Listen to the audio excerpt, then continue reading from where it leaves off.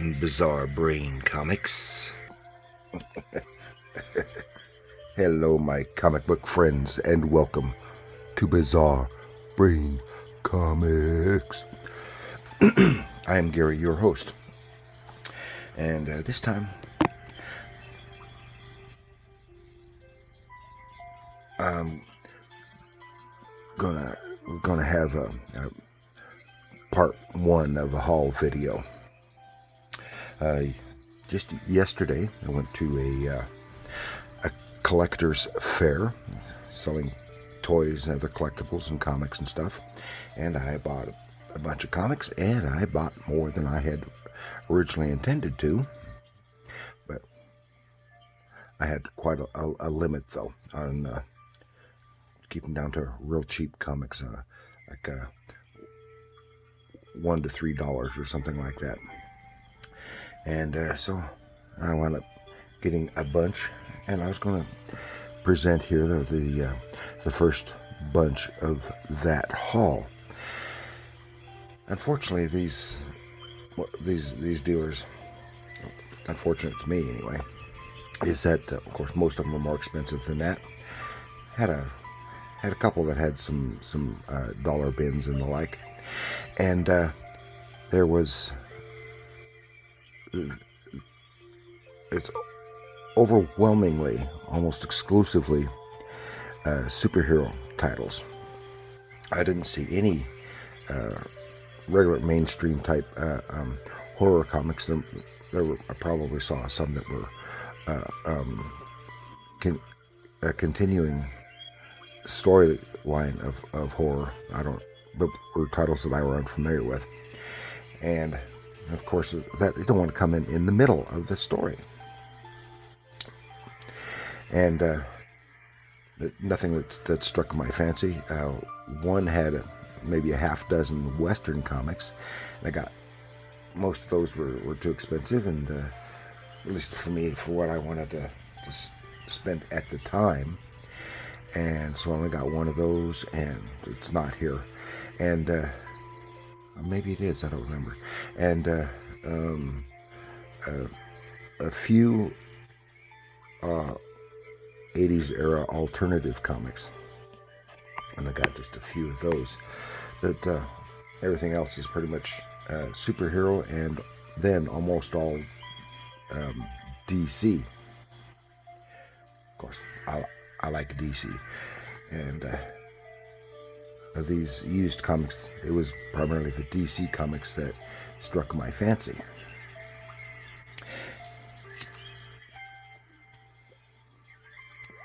So I thought I'd show the first few of these. Here we have these. I've got a few of the All-Star Squadron here, and these were all pre-Crisis. So it's these are like what, from Earth 2, I think.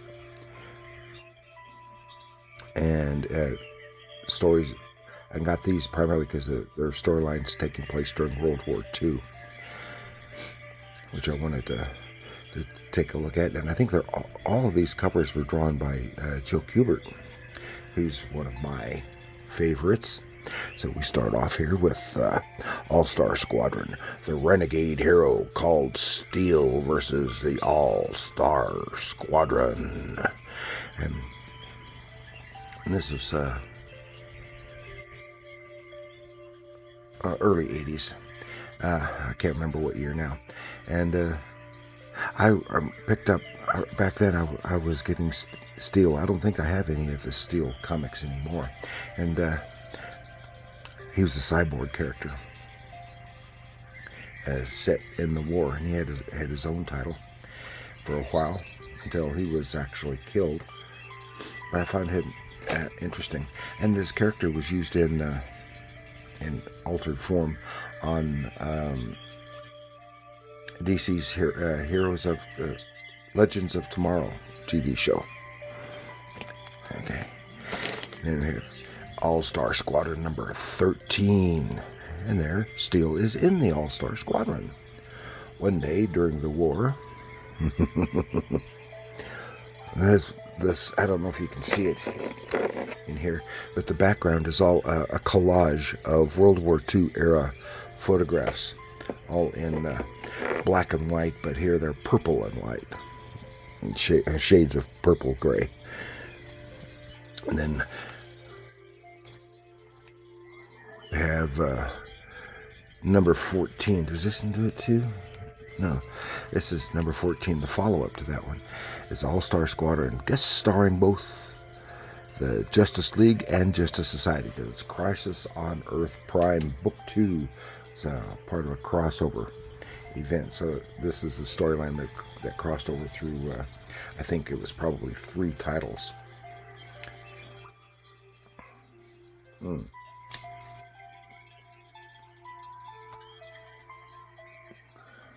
Of course, has the gimmick that they used a lot, headshots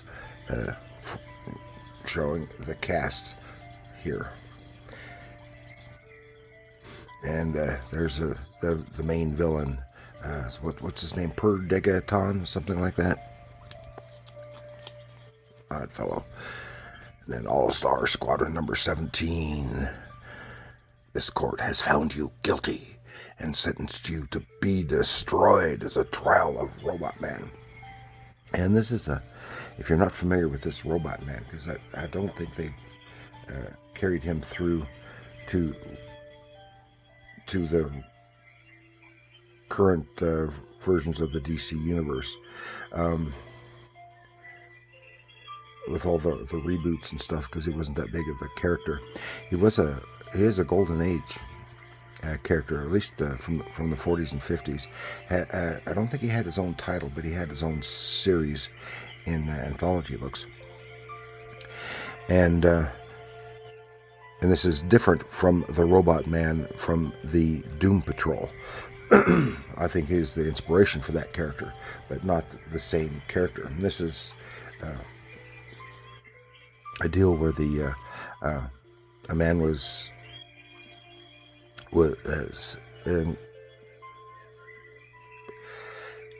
his body was damaged in an accident up to the point of death, but his brain was intact, and they put in an effort to save him, they put his brain into a robot body, and it made him a superhero. Then here's another All-Star Squadron 18. In this corner, the two-fisted tarantula versus the vengeful villain from Valhalla.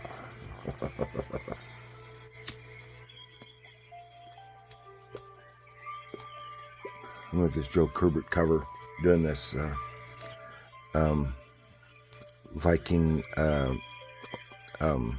Thor type character here. Just that is perfect for his style, because he did the Viking Prince and the like. And then here's the only Western I bought on this haul. And this is because it was in such rough shape, it was only for $1. It was a title I would surprisingly don't have any of. Western Gunfighters from Marvel Comics, number 1. I think this is from 69 or 70. And unlike most of the Western titles that they were producing at this time, it's not all, or even primarily, reprint. Now it has some reprint filler, because this is a 25-cent square-bound giant-sized book. It's probably 48 or 52 pages. And it features a new story of the Ghost Rider. That's the original Ghost Rider, the Western hero, and then introduces some new characters that I have never seen before or since. So I don't think they may have carried them through in this title. But the Man from Rango, the Renegades, and a man called Gunhawk. And this is, of course, different than the Gun Hawks, which had a series just a few years later, which I featured once on here, and which was 2 characters until for the first few issues, until the one of the main characters was killed off, and then retitled for just the last issue of just Gunhawk to feature that remaining character, completely different from this character here. And they did carry that second Gunhawk character through in an occasional appearance in some other titles, if I remember correctly. Then we have I had a chance to pick up 2 Battlestar Galactica issues. This is one of them, but I only got the one. Kind of wish I'd gotten the other one too, but I was trying to keep my book count and expense down a little bit. And of course, these were all dollar comics. This is rough condition, and I do remember because I having this, because at the time I think I got all or nearly all of the Battlestar Galactica issues when they were first presented by Marvel, which ran for about 2 years or a little less. But I did not keep them. And I was a big Battlestar Galactica. I still am a Battlestar Galactica fan. That's both versions of the TV show. And then I have the final issue of a 4-part miniseries. This is from '86, and it says final issue. So this may have been the last issue of the last Superpowers miniseries. I'm not sure on that. This is, like I said, from '86.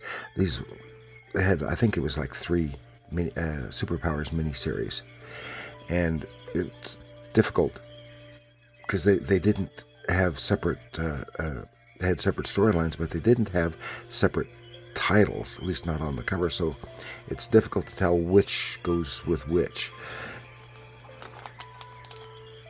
And then got. I used to be a big fan of Captain Carrot and his amazing zoo crew, and this particular cover is not familiar with me. I think I've got it in the reprint volume, but I'm not sure whether I ever picked this up when it was new. And I only have a few issues of the zoo crew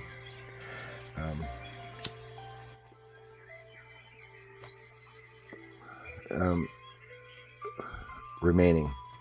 I think I'd gotten rid of most of those. And then here is issue 2 of a 3-issue miniseries that I never got when it was originally presented. So unfortunately, they only had the one issue of this. Was Captain Carrot and his amazing zoo crew in the Oz Wonderland War. It was a trilogy, and this looks really interesting. And written by E. Nelson Bridwell, had Dave Cavallari and Carol A. did the artwork, and it was surprising because everything else that I had ever seen with Captain Carrot had been drawn by Scott Shaw, and so it's surprising that he was not the artist on this, but he may have. This was published at a time. This is in '86, and I think at this time he was. He may have still been working on Zoo Crew. I'm not sure whether it was. It doesn't say here. I'm not sure whether he was still working on the regular Zoo Crew title, or whether he was. This is when he was doing a lot of work for Hanna-Barbera and other studios on animation projects.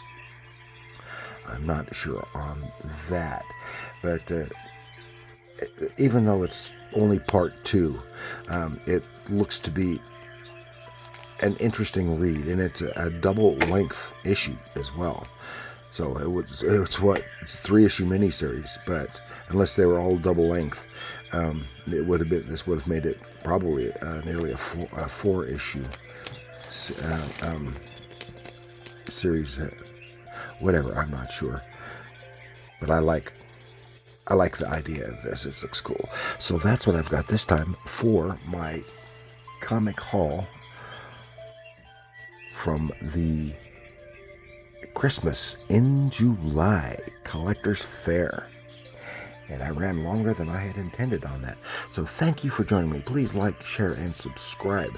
And many of these will eventually be featured on here.